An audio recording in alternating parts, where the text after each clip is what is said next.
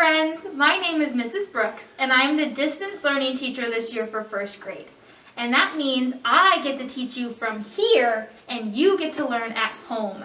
I am the blue classroom, so if you do come back to school, you can find me in the blue room.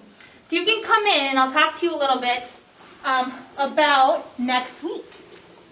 So next week, I sent letters to all of you with a time and a day for when I hope to see you come to the school so that you can pick up all of your distance learning materials. So when you come next week, you'll get a learning folder and it has a bunch of fun things in it to help you learn while you're at home.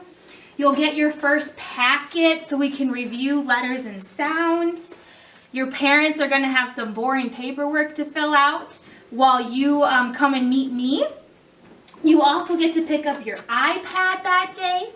Okay, so when you come to see me, we'll make sure you have all of your stuff to be successful at home with distance learning. I can't wait to meet you next week, and I will see you online this school year.